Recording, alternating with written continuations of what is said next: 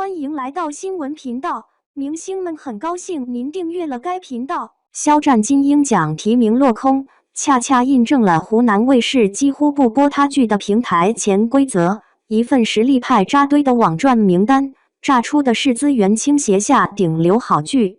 肖战金鹰奖提名落空，恰恰印证了湖南卫视几乎不播他剧的平台潜规则。一份实力派扎堆的网赚名单，炸出的是资源倾斜下顶流好剧也难突围的行业痛点。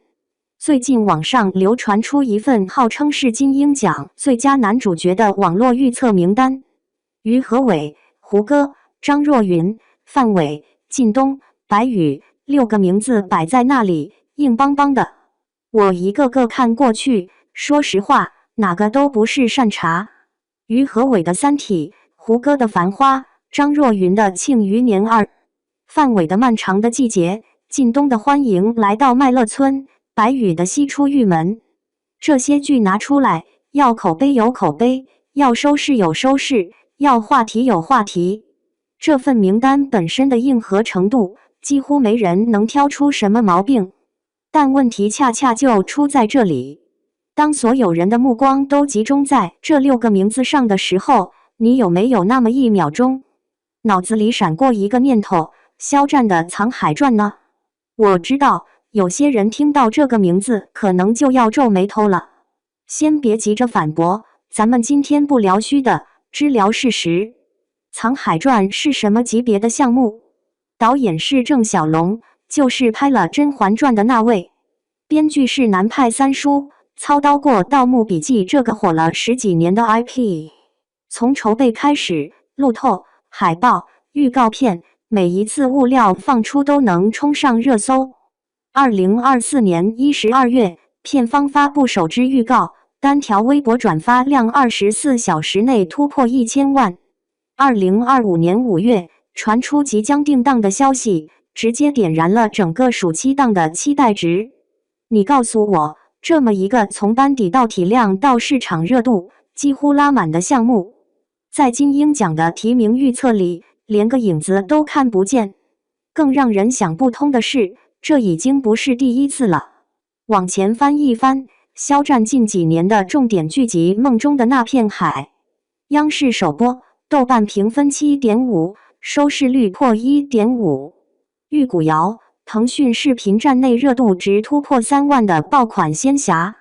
骄阳伴我，搭档白百合，新力传媒出品，央视8套和爱奇艺同步播出。这些作品从数据、口碑到制作规格，放在任何一年的电视剧市场里都是拿得出手的存在。但我问你，这些剧在湖南卫视播过吗？答案很残酷，一部都没有。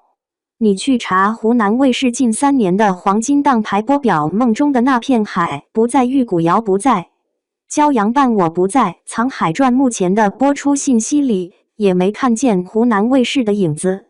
这不是一个偶然现象，这是一个持续多年的平台选择结果。说到这里，就不得不提金鹰奖和湖南卫视之间的关系了。金鹰奖全称是中国电视金鹰奖，由中国文学艺术界联合会和中国电视艺术家协会主办，是国家级电视艺术奖项。但自从2000年以来，这个奖的颁奖典礼和评选活动一直由湖南卫视深度参与承办。湖南广播电视台旗下的剧集，在金鹰奖的评选周期里，拥有天然的曝光优势、宣传节奏的配合，以及评委群体的熟悉度。这不是阴谋论，这是任何一个行业都存在的主场效应。你辛辛苦苦拍的剧，首播平台在央视，在爱奇艺，在腾讯视频，观众基数够大，但问题是你根本没有进入湖南卫视这个场子。在这个场子里，你的剧没有被湖南卫视的观众用遥控器追过，没有被芒果 TV 的用户在首页点开过，没有被那个覆盖全国、深入千家万户的播出渠道充分检验过。那么到了评奖的时候，评委们在讨论作品时，你首先就缺了一个脸熟的环节，而这份脸熟恰恰是决定提名走向的关键一步。咱们再来看看那份网传预测名单上的演员和他们的作品。胡歌的《繁花》2023年底在央视8套首播，2024年1月在东方卫视合江苏卫视黄金档跟播。但你注意到没有，湖南卫视在2024年3月也安排了播出。张若昀的《庆余年2》2024年5月在央视8套首播，腾讯视频同步。湖南卫视呢，没有直接跟播，但《庆余年》第1季早在2019年就在湖南卫视白天档反复轮播过。这个 IP 在湖南卫视体系里是有根基的。靳东的《欢迎来到麦乐村》2023年11月在湖南卫视金鹰独播剧场首播，这就是正经的亲生项目。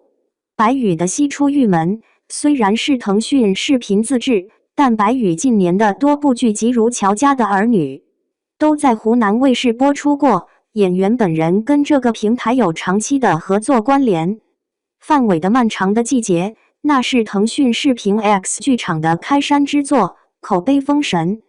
导演辛爽的上一部戏《隐秘的角落》虽然没有在湖南卫视播出，但《漫长的季节》这种级别的现象级口碑剧几乎属于破圈破到评委无法忽视的特例。于和伟的《三体》央视8套首播，安徽卫视跟播。这种国民级科幻 IP 的分量本身也不太需要某个平台去背书。看完了这一圈，你发现了吗？除开范伟和于和伟这种凭借作品口碑和国民度强行撕开一个口子的特例，其余提名者或多或少都有湖南卫视这个平台的播出履历或者合作关系作为托底。而肖战呢，你几乎找不到任何一条他和湖南卫视之间在电视剧领域的深度合作记录。也许有人会说，你这不就是在替肖战鸣不平，觉得他受委屈了吗？我不是在说谁委屈，我是在说一个结构性的问题。一个演员，他的职业路径、合作方选择、平台关系的构建，从一开始就决定了他未来的作品会在哪一些评价体系里更容易被看见，在哪一些评价体系里天然就隔着一层玻璃。肖战从2019年《陈情令》爆红之后，他的剧集播出轨迹非常清晰地集中在腾讯视频、爱奇艺以及央视和东方卫视、北京卫视。余生，请多指教，湖南卫视压了2年，最后在2022年3月播出。但那部剧的出品方是腾讯企鹅影视，严格意义上说，那只是一次正常的版权采购和排播，并不代表双方建立了持续的合作关系。事实上，余生之后，双方再无新剧合作。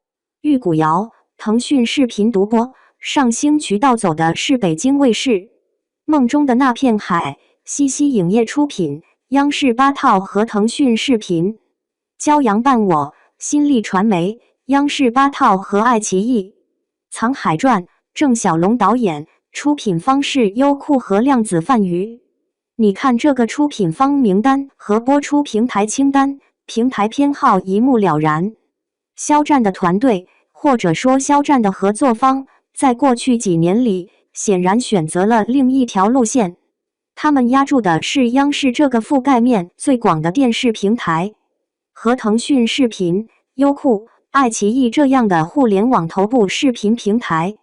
这条路错了吗？从市场反馈来看，一点都没错。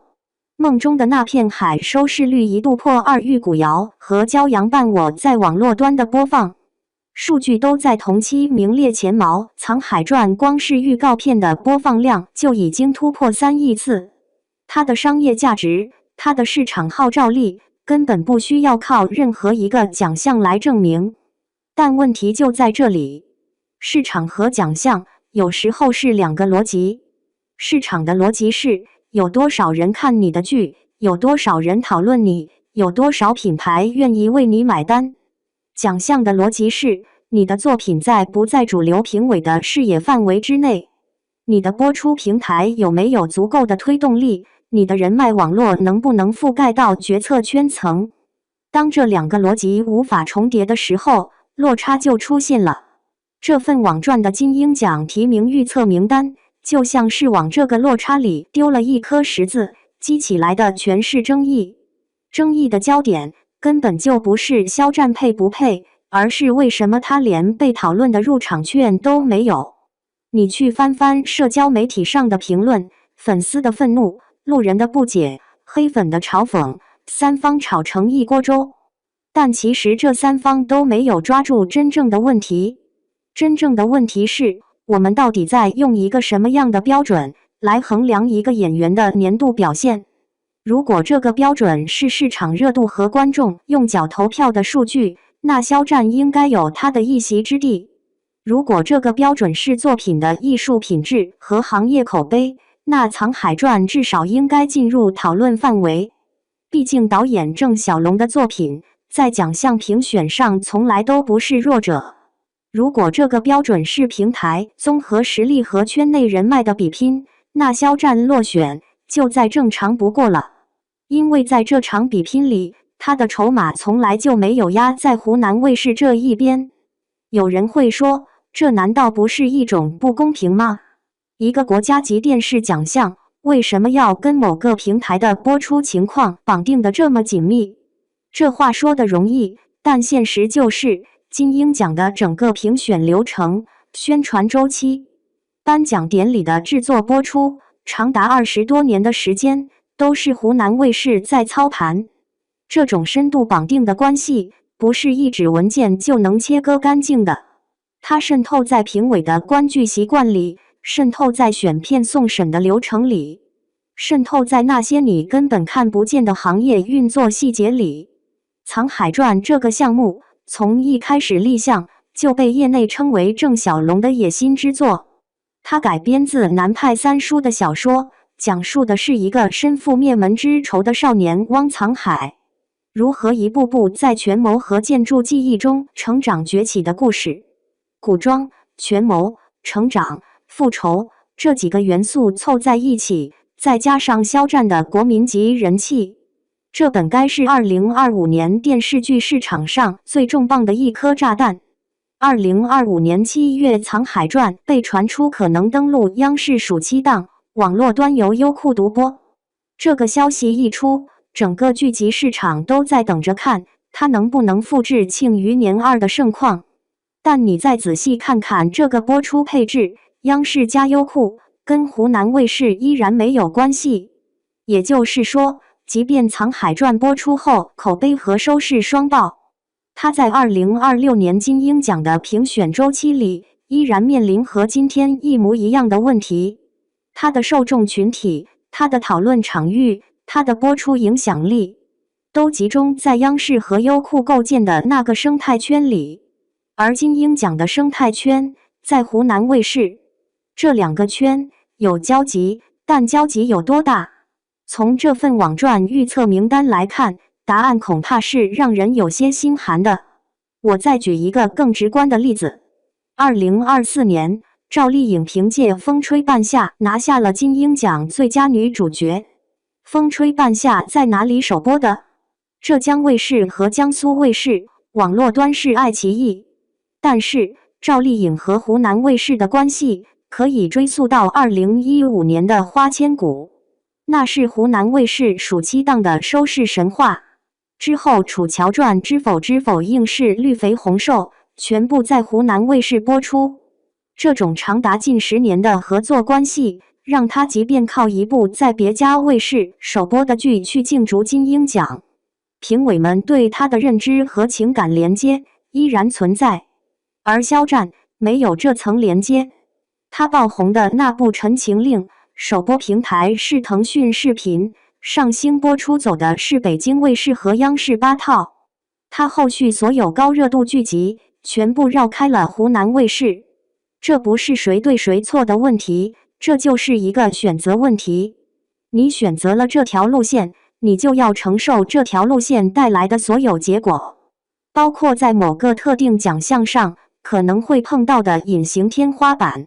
聊到这里，我觉得有必要把话题再扯得开一点。这不仅仅是肖战一个人的问题。你看看现在的电视剧市场，平台壁垒其实已经非常清晰了。爱奇艺的迷雾剧场，腾讯视频的 X 剧场，优酷的白夜剧场，这些互联网平台在拼命地用自制内容构建自己的护城河，而各大卫视之间，央视和湖南卫视、东方卫视、北京卫视之间，也因为招商、排播、版权采购，形成了各自的势力范围。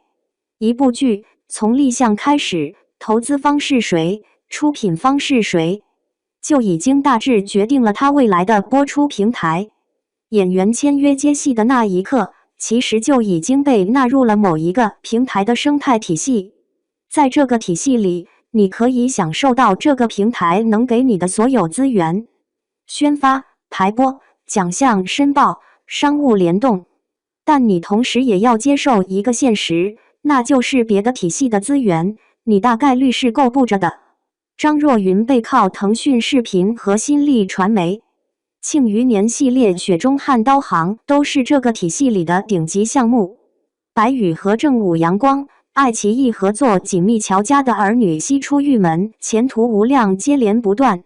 于和伟、靳东这样的国民级演员，他们的戏路横跨多个平台，合作方众多，反倒是最不受平台束缚的那一批人。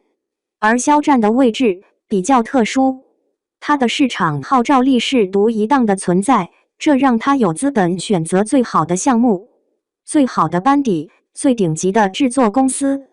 但这种顶级资源的聚集，反而让他和某一个具体平台绑定的可能性变得更小了。因为任何一个单一平台都很难独自消化它的全部商业价值和项目体量。《沧海传》是优酷和量子泛娱的梦中的那片海，是西西影业和腾讯的；骄阳伴我是新力和爱奇艺的。你看这个分布几乎雨露均沾，但就是没有湖南卫视。这也就意味着，在任何一个单一平台的年度总结、奖项申报、资源盘点里，他都不是那个自己人。金鹰奖的这份网传提名预测名单，不过是把这个残酷的现实，用一种非常直观的方式摆在了所有人面前。那张名单上的6个名字，每一个都代表着一个清晰的平台归属或行业资历。